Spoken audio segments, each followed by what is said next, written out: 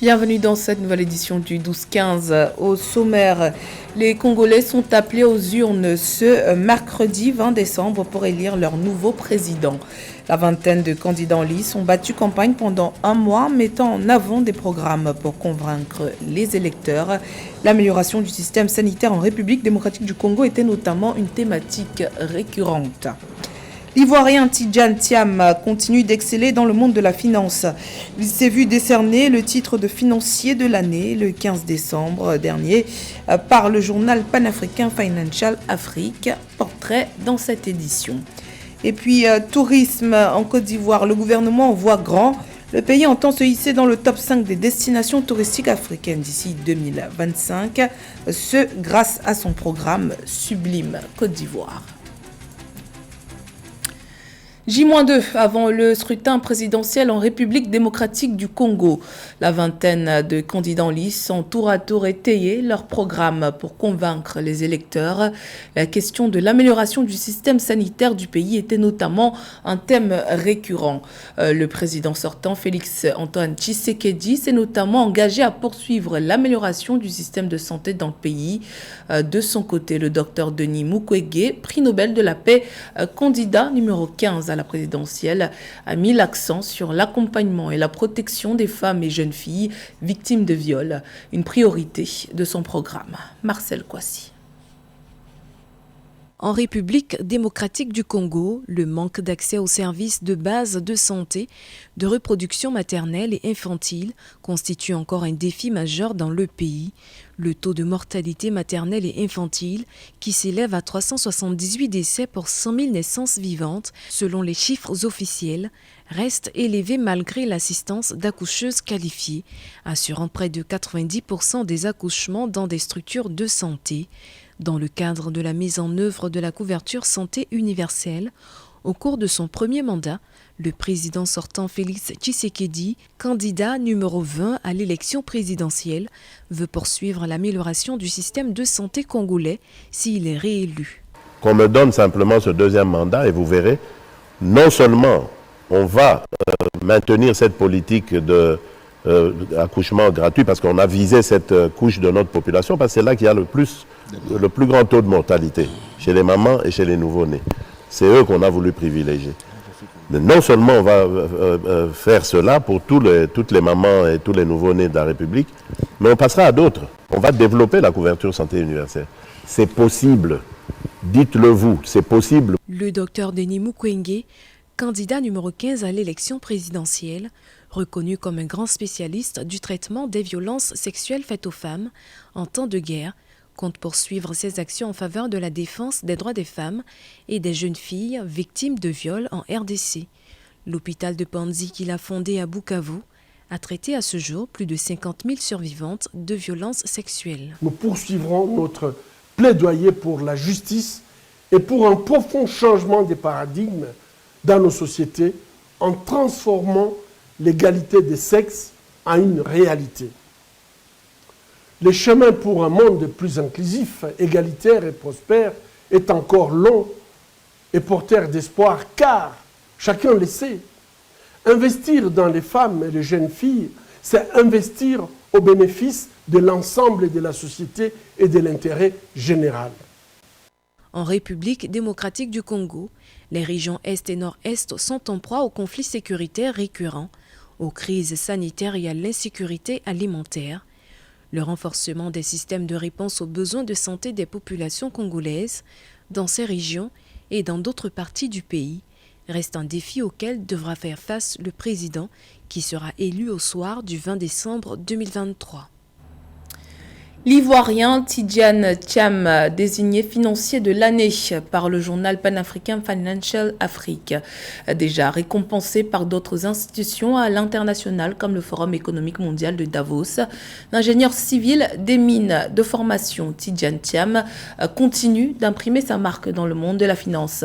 Un atout pour l'avenir financier de l'Afrique selon ses pairs. Portrait signé Marie Tolo.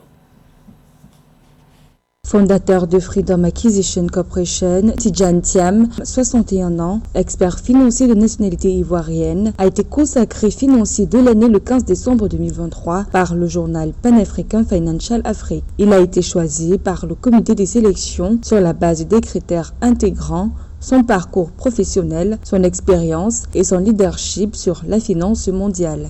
Le choix et consacre un parcours exceptionnel dans la haute finance, je pense que tout le monde est d'accord là-dessus.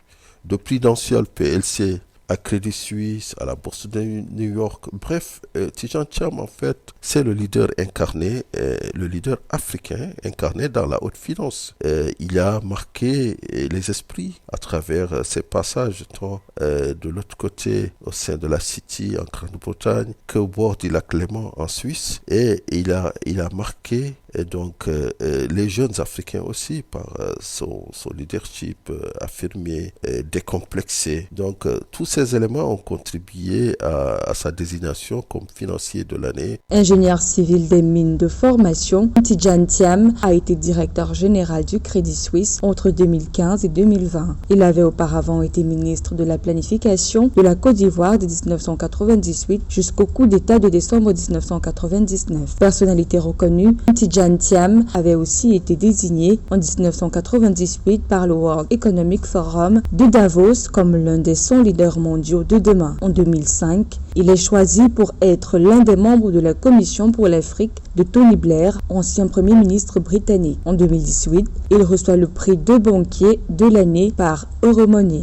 Ce qu'il peut apporter à l'Afrique, écoutez, il a un potentiel assez colossal.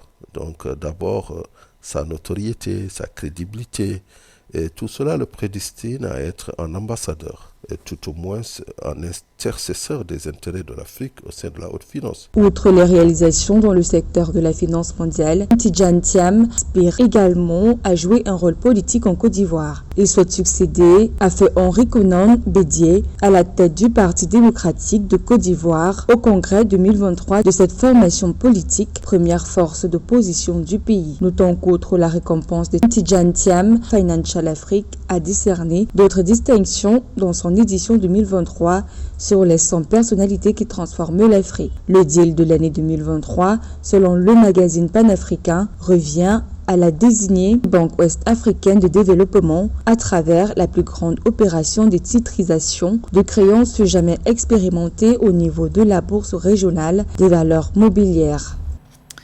Bilan positif du deuxième programme de la table ronde de la CEMAC organisée en novembre dernier. C'est plus de 9,2 milliards d'euros de fonds qui ont été mobilisés pour le financement des 13 projets intégrateurs en faveur des 6 pays composant la communauté économique et monétaire de l'Afrique centrale. Des fonds destinés principalement à améliorer les infrastructures dans la zone CEMAC. Les détails avec Karine Selvam et Cheikh Omar Kamara. Une levée de fonds réussie pour la communauté économique et monétaire de l'Afrique centrale. Un nouveau record d'investissement a été réalisé avec plus de 9,2 milliards d'euros levés en faveur des 6 pays de la zone CEMAC dans le cadre de la table ronde organisée en novembre dernier à Paris. Des fonds destinés à financer la mise en œuvre des 13 projets intégrateurs de ce deuxième programme de la table ronde. Et c'est plus précisément le volet des infrastructures qui est mis en exergue au travers de ces projets qui portent tous sur 4 axes de développement. Effectivement, c'est des projets qui apportent sur 4 axes de développement. La première, c'est les infrastructures. Ce sont des infrastructures de routiers, infrastructures de ponts qui relient les villes de 6 pays de la CEMAC. Ensuite, on parlerait du deuxième axe qui est l'énergie durable. Il faudrait qu'on mette l'énergie, les projets énergétiques pour avoir accès à l'énergie durable. Ensuite, on parlait de la diversification économique. La diversification économique, un sujet préoccupant pour le vice-ministre des Finances de la Guinée équatoriale. Lors de la table ronde, ce dernier a évoqué les difficultés du pays à diversifier ses investissements dans des secteurs autres que celui de l'exploitation pétrolière qui reste, à ce jour, le moteur économique du pays.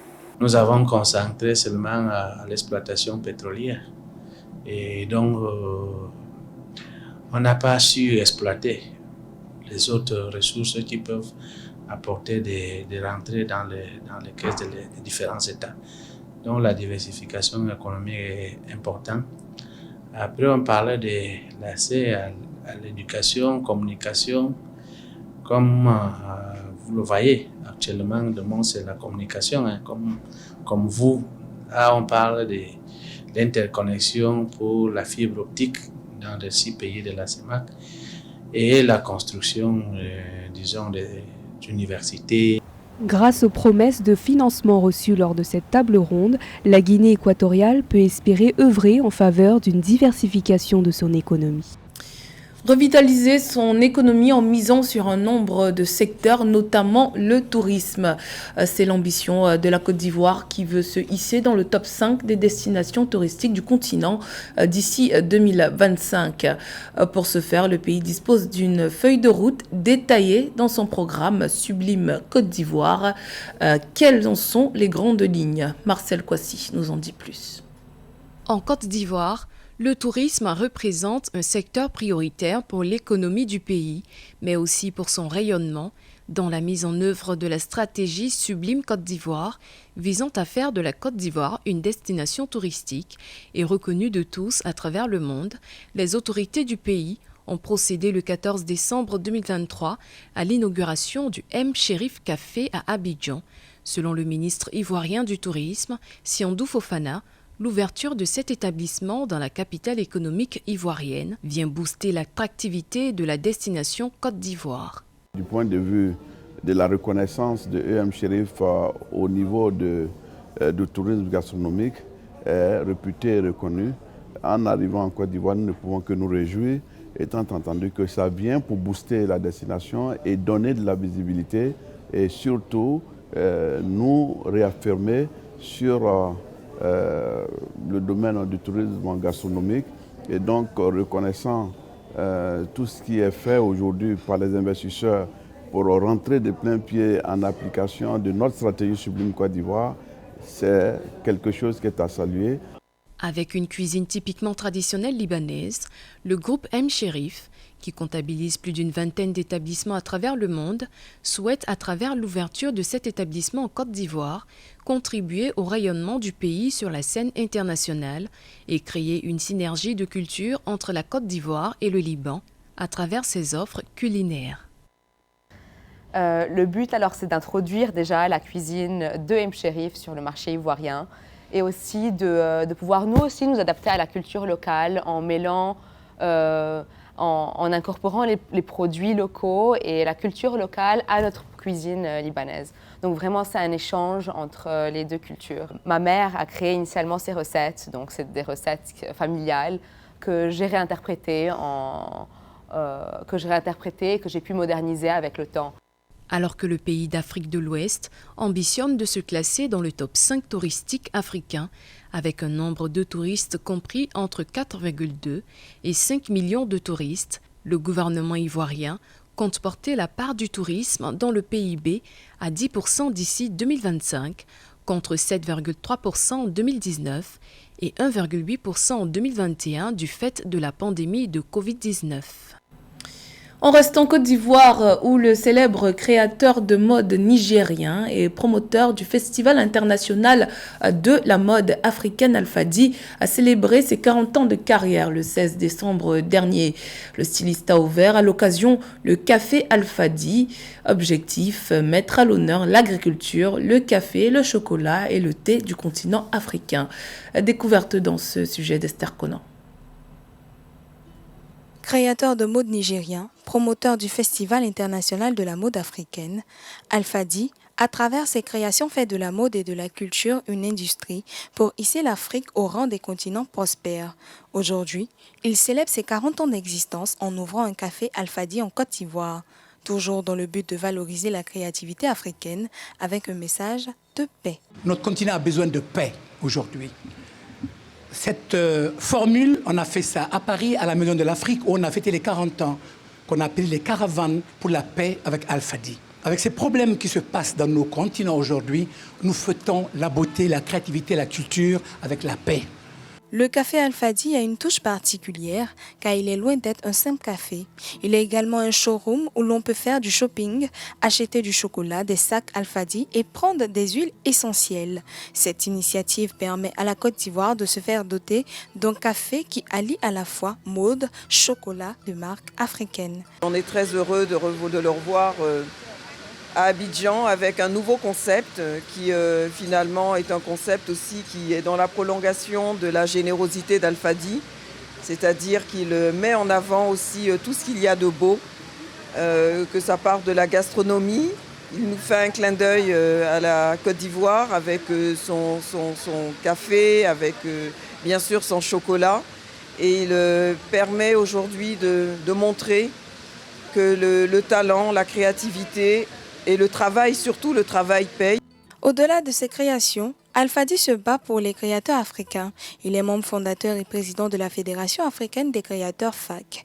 Il sensibilise les financiers et décideurs africains sur l'importance du secteur et de la mode et du textile, vecteur de développement économique, social et culturel. Dans l'actualité sportive, retour sur la deuxième édition du Ballon d'Or camerounais qui s'est tenue ce 16 décembre au Palais des Congrès de Yaoundé. Les meilleurs acteurs du football au Cameroun pour la saison 2022-2023 ont été distingués. Marie-Gisèle Divinga Manga de la Super League féminine et Emmanuel Mahop de la première division masculine ont été désignés Ballon d'Or 2023. Résumé dans ce reportage de Joël Ballot. La deuxième édition du Ballon d'Or camerounais, qui s'est tenue le 16 décembre 2023 au Palais des Congrès de Yaoundé, a distingué plusieurs artisans du football local.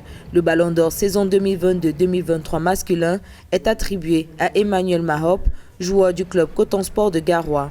2 gardiens de but à attaque en vedette, Emmanuel Mahop a fait l'unanimité au cours de la saison. En plus du Ballon d'Or reçu des mains de la première dame du Cameroun, Chantal Biya, il reçoit le prix du meilleur buteur du championnat de première division. Je me suis fixé des objectifs lorsque je revenais au Cameroun, de finir avec ce trophée. Et aujourd'hui, j'ai ce trophée entre mes mains, je suis vraiment très content. C'est juste le travail que j'ai eu à faire dans toute la saison et je me suis appliqué vraiment lorsque j'entrais dans les matchs.